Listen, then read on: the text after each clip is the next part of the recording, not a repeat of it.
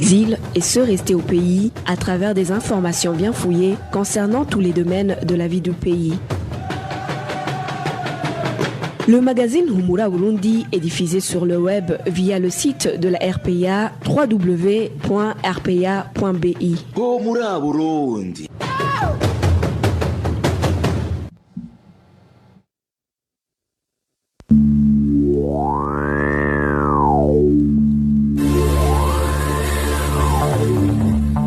À la présentation, Josiane Mouzaneza. Lucie Kabila et Emile Nibasumba sont de l'autre côté de la cabine technique. Merci de votre fidélité. Bienvenue au magazine Humura Burundi de ce 14 novembre qui aura pour principales articulations les points suivants.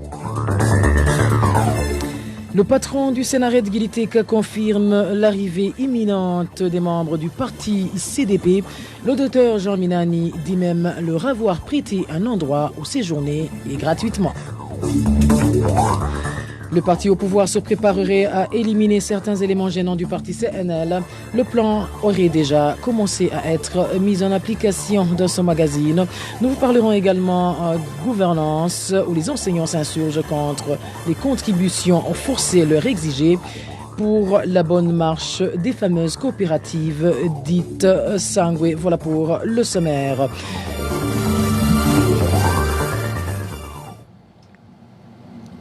Encore une fois, bienvenue. Débutons ce magazine par cette page sécuritaire où 2 corps sans vie flottent sur les eaux du lac Gweru en province Kirundo depuis 3 jours. Ces corps n'ont pas encore été repêchés ni identifiés et seraient dans un état de détérioration. Les détails avec Hervé Niyohir. Ces 2 corps qui frottent sur le lac Gweru sont celui d'un homme âgé de 30 ans ou plus et celui d'un nourrisson. Selon les informations recueillies auprès des habitants de la sous-colline Mutembo 1, colline Sigou, à proximité de ce lac, ces corps ont été découverts ce mardi vers 18h. Des traces qui manifestent ces corps au niveau de la tête laissent croire que les victimes auraient été exécutées. Les mêmes informations indiquent qu'un autre corps attaché sur un veau avait été découvert dans un état de décomposition ce lundi dans ce même lac. Les 3 cadavres seraient en provenance de la colline Gatete, zone Gatare, dans cette commune Wusoni. Les corps n'ont pas encore été identifiés ni repêchés. Les habitants des environs de ce lac disent être inquiets de la fréquence des cadavres dans ce lac qui ne sont jamais identifiés et dont on ignore la provenance. L'autre inquiétude réside sur le fait que les autorités locales de la commune Wusoni ne se sont pas encore rendues sur le lieu pour constater la présence de ce corps ou encore donner l'ordre de le repêcher. À ce propos, nous avons essayé de joindre Albert Atungimana, administrateur de la commune Wusoni, mais sans succès. Pour rappel, un autre corps d'un homme âgé entre 20 et 25 ans avait été découvert dans un état de décomposition. Sous les ordres des responsables du service de l'enseignement, le cadavre a été enterré dans les champs de culture appartenant à la population de Gitwe. Hervé Niouhidi, un plan d'élimination physique des membres du parti CNL en commune Mutimbuzi de la province Bujumbura serait en cours de préparation organisé par le responsable du parti CNDD-FDD dans cette commune en collaboration avec certains administratifs locaux et les jeunes Imbonela-Kouré. Le dit plan aurait pour but d'éliminer tous les obstacles qui pourraient nuire au parti au pouvoir lors des prochaines élections. Le point avec Onésime Doshimagidze. Des informations en provenance de certains Imbonerakure de la commune Mutimbuzi font savoir que ce plan d'élimination physique des membres du parti CNR dans cette commune a été dévoilé lors d'une réunion qui a été organisée par Élisée Nindorera, responsable du parti CNDD-FDD dans cette commune. Cela s'est déroulé le 2 novembre courant en zone Maramvia, comme l'indique l'un des Imbonerakure qui ont participé dans la dite réunion. Je voulais savoir le problème que nous avons dans notre commune dans une réunion organisée par l'administration communale. Au cours de cette réunion, des participants venant de différentes zones de la commune Mutimbuzi ont pris parole et un certain Florian a pris la parole et de dire clairement que les membres du CNL les dérangent, perturbent leur sécurité. Selon l'une de nos sources au sein des Imbonerakure de la commune Mutimbuzi, Élisée Nindolela, président du parti CNDD-FDD dans cette commune, aurait recommandé aux jeunes Imbonerakure de cette localité de faire recours à tous les moyens à leur disposition pour éliminer ces obstacles. Dans son intervention, le responsable communal du parti CNDD-FDD a dit qu'il ne veut plus entendre ce genre de problème car, disait-il, ils ont distribué des armes et des uniformes à leurs militants. Il a ordonné de tuer ses opposants. Celui qui va échapper à la mort sera arrêté. Ils ont planifié de faire des montages, mettre des armes devant leur domicile. Ils comptent les tuer ou les emprisonner avant les élections. Lors de cette réunion, poursuivent nos sources, les différents chefs de zone qui y ont participé ont pris la parole et ont pointé du doigt certains éléments du CNR considérés comme gênants. C'est le cas d'un certain Florian de la zone Gatumba, qui a cité un certain Manuel Matata, membre du parti CNR, comme étant l'un des éléments qui peuvent nuire aux intérêts du parti au pouvoir dans cette localité. Une semaine après cette rencontre, Emmanuel Matata a été victime d'un montage qui aurait été exécuté par les membres du parti au pouvoir. Ces derniers auraient déposé une grenade et des tenues militaires dans sa parcelle en chantier pour qu'il soit emprisonné. Un de ces Imbonerakure nous révèle les noms des responsables du parti CNDD-FDD qui ont participé à ce montage. Kiyoka et Florian prennent le devant dans cette persécution. De longues listes d'opposants d'ici à Gatumba ont été déjà confectionnées. Je vous le dis pour éviter que des innocents soient exterminés.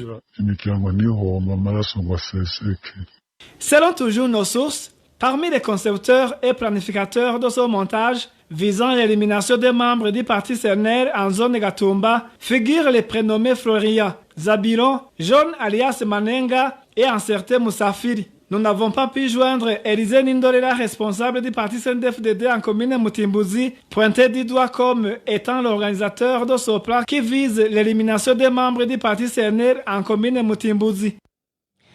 Merci à toi, Onésime Douchimagidze. De la sécurité, passons à la page droits de l'homme, où les proches de l'adjudant-chef Ildefonse Nimouona alertent pour la sécurité du leur, sorti en catimini de la prison centrale d'Ongodzi ce mercredi 13 novembre par le procureur près la cour d'appel d'Ongodzi, Salomon Onibigila. Des informations en provenance d'Ongodzi révèlent que ce détenu serait aujourd'hui incarcéré au cachot du service national des renseignements en Ngodzi. Une information que ne réfute pas le procureur Salomon Onibigila, qui invite plutôt toute personne désireuse de connaître n'importe quelle information sur ce prisonnier à prendre rendez-vous à son bureau. Pour rappel, l'adjudant-chef Ildefonse Nimouona fait partie du groupe de 18 militaires incarcérés depuis janvier 2017, accusés d'avoir joué un rôle dans l'attaque du camp de Mukoni. Et sans transition, parlons médias où nous en sommes au 24e jour de détention des journalistes du groupe de presse Iwachu. Il s'agit d'Egide Halilimana, Terence Modzenzi, Agnès Ndilubusa, Christine Kamikazi et leur chauffeur Adolphe Massabarakiza. Ils ont été arrêtés le 22 octobre dernier dans la province Bubanza alors qu'ils s'y étaient rendus pour un reportage sur l'insécurité qui régnait en commune Musigati. 5 jours après leur arrestation, ils ont été accusés de complicité d'atteinte à la sûreté intérieure de l'État. Et à ce propos, clôture ce jeudi de la campagne pour la libération des journalistes du groupe de presse Iwachu. Cette campagne a été organisée par le mouvement des jeunes burundais M15 en sigle, comme Nzeimana, porte-parole de ce mouvement, indique qu'ils se sont adressés à différentes organisations internationales pour qu'elles suivent de près la détention injuste de ces journalistes. Suivi.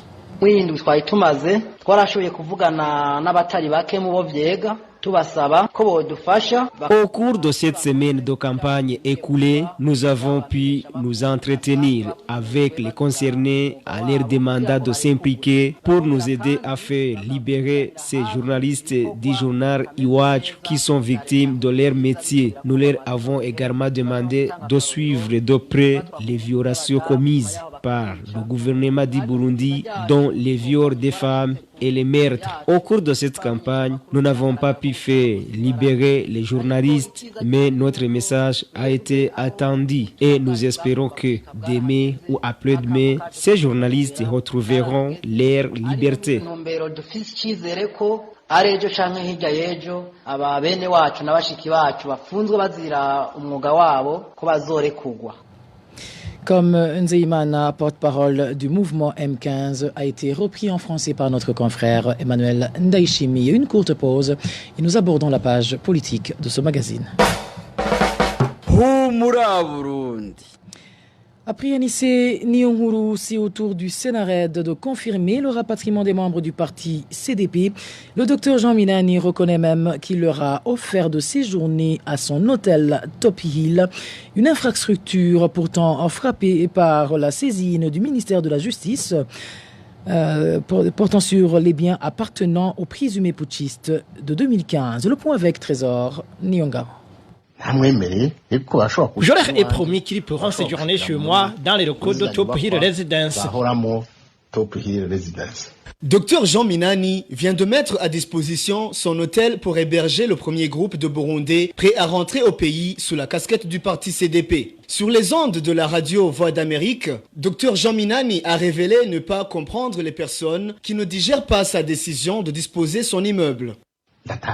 Je ne comprends pas pourquoi ça a soulevé des polémiques alors que j'ai prêté un de mes propres biens. L'hôtel Top Hill Residence est situé à Kiriri, dans la zone Rohero, en mairie de Bujumbura. Depuis sa nomination au poste de président du Sénarède, Giriteka, la plateforme en opposition avec le gouvernement de Nkurunziza, celui-ci a pris la décision de fermer le dit hôtel. À ce moment, le gouvernement burundais a mis à la porte tous les locataires de cet hôtel et a placé le bâtiment sous la surveillance des policiers. Le 5 mai 2019, la Cour suprême a décidé que tous les biens des présumés auteurs du putsch de mai 2015 soient saisis. Cette mesure a été mise en exécution le 15 mai cette année. Dr Jean Minani est le 27e sur la liste de ceux qui ont été frappés par cette mesure prise par le procureur général Sylvestre Nyandwi. S'il advient que Jean Minani ait été consulté pour mettre à disposition son hôtel, certains politiciens affirment que ce serait un autre pas franchi dans la négociation en cachette entre le gouvernement et le Sénarède en cours. Ceux qui suivent de près le projet déclarent que cela signifierait que le mandat d'arrêt international contre Jean Minani aurait été levé. Selon les sources de la RPA au sein de la plateforme Sénarède, l'hôtel Top Hill Residence de Jean Minani ainsi que la société Africell de Bernard Boussokoza auraient été des obstacles à ce projet de négociation. Les deux hommes auraient demandé une indemnité exorbitante pour ce qu'ils ont perdu depuis la décision de suspension de leur projet. Une indemnité qui s'estimerait à 600 milliards de francs bouts. La rédaction de la RPA a essayé de joindre Dr Jean Minani au téléphone, mais il nous a demandé de lui envoyer des questions auxquelles n'a pas pu répondre par après. Quant au ministère de la Justice, il n'a pas pu décrocher son téléphone portable. Trésor Nyongao, politique toujours, un projet de décret portant exemption de poursuites pénales aux détenteurs illégaux d'armes a été adopté par le Conseil des ministres ce mercredi 13 novembre. Mais même si ce programme s'inscrit dans un projet d'ordre international, certaines politiques voient en ça une stratégie du gouvernement Nkurunziza visant à montrer qu'il a la volonté de désarmer les populations civiles. Ce même gouvernement que les populations civiles plutôt que ce même gouvernement a et continue à armer. Suivez à ce propos Jérémy Minani, il est le président du parti RDP. Nous ne connaissons pas beaucoup de choses sur ce décret en cours de préparation parce qu'il n'est pas encore rendu public. Mais selon les informations qui nous parviennent, il y aurait un projet d'amnistier toute personne qui remettrait une arme détenue illégalement dans un délai précis. Et alors, il n'y aurait pas de poursuite judiciaire pour la personne qui remettrait son arme et qui le détenait illégalement. Mais la réalité, c'est que le régime burundais n'aura jamais la volonté de retirer des armes détenues légalement parce que d'abord c'est ce même régime qui distribue ces armes, c'est ce même régime qui continue mais maintenant à distribuer des armes à la population civile dans le but de faire taire toute voix dissidente. Ceux qui détiennent ces armes sont connus du pouvoir. Le pouvoir n'a pas besoin de passer un décret pour demander le retrait de ces armes. Il peut les retirer comme il les a distribuées. Il peut par exemple demander à tous les judiciaire Imbonerakure de restituer ces armes. Il peut demander à ses combattants génocidaires rwandais de restituer les armes qui ont été remises par les renseignements burundais.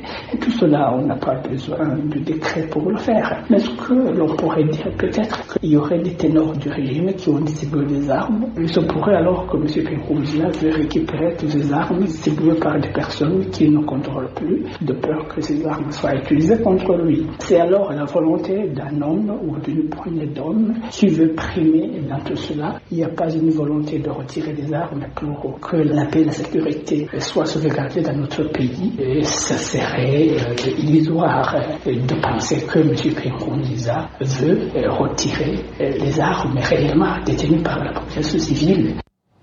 Jérémy Minani, président du parti RDB. Je vous le disais en titre, les enseignants des différentes provinces du pays s'insurgent contre les contributions forcées dont ils font l'objet, lesquelles contributions seraient destinées à renflouer les caisses de la nouvelle coopérative dénommée Sangwe. Selon nos sources, même la population n'est pas épargnée. Les détails avec Clovis Nyonzima. Certains enseignants qui se sont entretenus avec la RPA dénoncent une contribution forcée qui leur est infligée pour le compte de la coopérative Sangwe. Cet enseignant de la commune Marangara en province Gozi témoigne. Les directeurs communaux de l'enseignement contribuent à raison de 20 000 francs burundais. Les directeurs des écoles cotisent 15 000 francs burundais. Les maîtres responsables 5 000, tandis que les enseignants contribuent à hauteur de 3 000 francs burundais. Cette contribution est forcée et on dit que cette contribution va directement dans les caisses de la coopérative Sangwe, une coopérative initiée et dirigée par le parti au pouvoir, le CNDD-FDD. Presque tous les membres sont issus du CNDD-FDD. Ces enseignants qualifient cette contribution forcée d'injustice. Pour eux, cela devrait concerner que les seuls membres du parti CNDD-FDD. Ce qui est étonnant, c'est que tout enseignant est contraint de s'acquitter de cette contribution. Nous demandons que cette contribution soit exigée uniquement aux membres de cette coopérative. Sinon, si tout le monde se voit obligé de cotiser alors qu'il n'est pas membre, ça devient du harcèlement. Venance Womana, directeur communal de l'éducation à Marangara, indique que Sangwe est un programme du gouvernement et non du parti CNDD-FDD et que l'adhésion est volontaire. Au niveau de l'administration scolaire, on se contente de sortir des communiqués et adhère celui qui veut. La coopérative Sangwe ne relève pas du parti CNDD-FDD, c'est plutôt un programme de l'État. Et c'est tout à fait normal que le parti CNDD-FDD appuie le programme du gouvernement vu que ce dernier en est issu. Mais on ne force personne.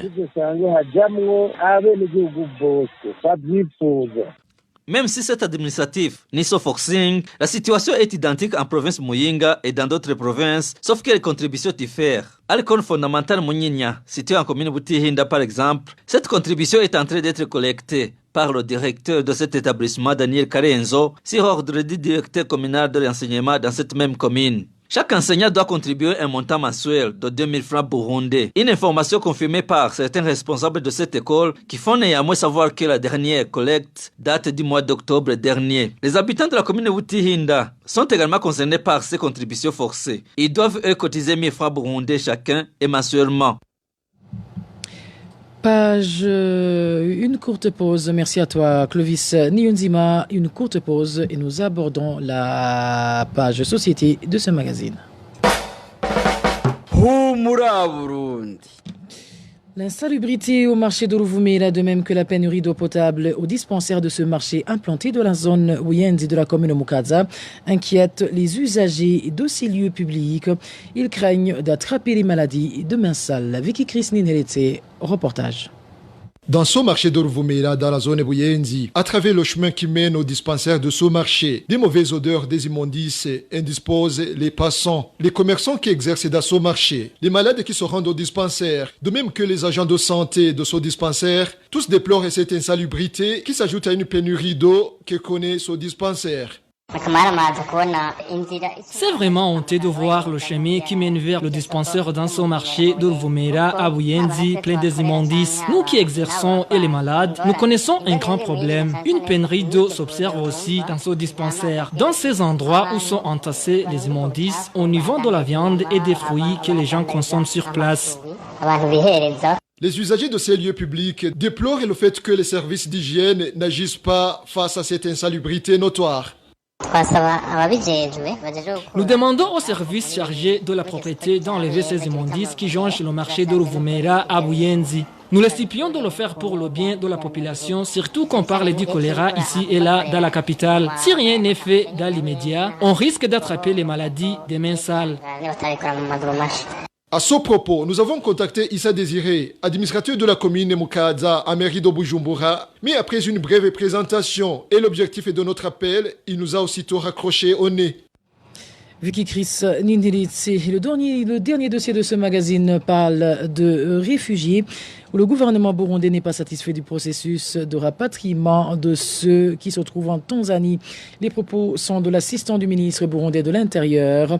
Tarsis Nyongabo semble impliquer le HCR dans le ralentissement de ce processus. Suivez Tarsis Nyongabo, il est l'assistant du ministre burundais de l'Intérieur. Nous avons vu que le nombre de rapatriés est allé en crescendo. Et cela est dû à des causes non encore élucidées parce que depuis que cette réunion tripartite a eu lieu, il n'y a pas encore eu une autre pour évaluer les résultats atteints sur les décisions émanant de la première. Nous comptons alors organiser une autre réunion tripartite au cours de ce mois et elle aura lieu dans la ville de Dar es Salaam en Tanzanie. C'est à ce moment que nous pourrons vous donner les causes vraies et profondes. Sinon, aujourd'hui, quand ils demandent aux réfugiés en Tanzanie qui sont dans les camps, ils te disent qu'ils se sont fait inscrire et qu'ils attendent toujours d'être rapatriés, mais en vain. Mais si tu t'adresses à HCR, le Haut Commissariat des réfugiés, il te dira que ceux qui se sont fait inscrire sont allés en crescendo et que c'est pour cela qu'il y a un petit nombre. Mais malgré cette insatisfaction, le gouvernement burundais se réjouit tout de même du fait que plus de 70 000 Burundais sont déjà rentrés de la Tanzanie depuis 2017. Encore une fois, Tarsis Nyongabo. Nous avons commencé le rapatriement des réfugiés burundais en 2017. Nous comptons à peu près 80 000 rapatriés facilités via le comité tripartite qui est entre la convention tripartite entre le Burundi, la Tanzanie et le HCR. Ces 80 000 rapatriés sont regroupés en 26 949 ménages. À côté de cela, il y a un grand nombre de rapatriés spontanés qui proviennent d'un peu partout, de la RDC, du Rwanda, de la Tanzanie, même du Kenya, qui rentrent librement. Alors aujourd'hui, nous comptons à eux seuls à peu près 170 000 rapatriés spontanés en provenance de différents pays. Alors au total, les rapatriés spontanés facilités sont autour de 250 000 à l'heure où je vous parle. Ce sont des chiffres indicatifs sans précision et nous comptons mener une activité sur tout le territoire national pour savoir concrètement le nombre exact de rapatriés que nous avons dans notre pays. Nous détenons cet élément sonore de la Radio Nationale du Burundi. Et voilà, c'est sur cette interview du porte-parole, plutôt de l'assistant du ministère de l'Intérieur, Tarsis Nyongabo, que nous mettons un point final au magazine Humura Burundi de ce jeudi 14 novembre 2019. Merci à vous tous qui nous avez prêté une oreille attentive. Merci à toute l'équipe rédactionnelle qui m'a aidé à préparer ces informations. Sans oublier toute l'équipe technique, à savoir Lucie Kabira et Émile Nibasumba. À la présentation, vous étiez avec Josiane Mozaneza. Excellente soirée chez vous.